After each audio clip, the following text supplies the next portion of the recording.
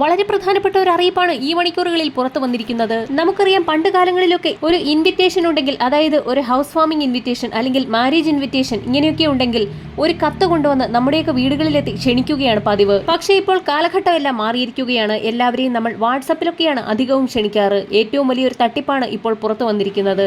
WhatsApp invitation card, അതായത് ഏതെങ്കിലും ഒരു കല്യാണക്കുറി അല്ലെങ്കിൽ ഹൗസ് വാമിംഗിന്റെ ഒക്കെ ഒരു ഇൻവിറ്റേഷൻ കാർഡ് നമുക്ക് അയച്ചു തരും.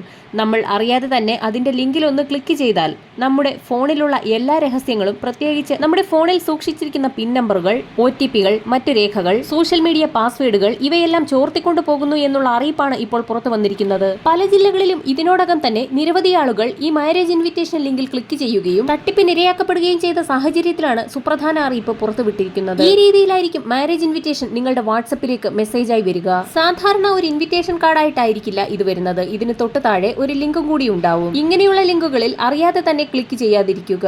പ്രത്യേകിച്ച് അറിയാത്ത നമ്പറിൽ നിന്നെത്തുന്ന ഇതുപോലെയുള്ള ഇൻവിറ്റേഷൻസ് ഒരു കാരണവശാലും ഓപ്പൺ ചെയ്ത് നോക്കരുതെന്നും മുന്നറിയിപ്പിൽ വ്യക്തമാക്കുന്നു. ഇത്തരത്തിലുള്ള ഇൻവിറ്റേഷൻ മെസ്സേജ് വരുമ്പോൾ ആദ്യം തന്നെ നിങ്ങളുടെ കോൺടാക്ട് ലിസ്റ്റിലുള്ള ആളാണോ എന്നുള്ള കാര്യം നോക്കുക. അതിനുശേഷം മാത്രമേ ഇൻവിറ്റേഷൻ ഡൗൺലോഡ് ചെയ്യാൻ പാടുള്ളൂ.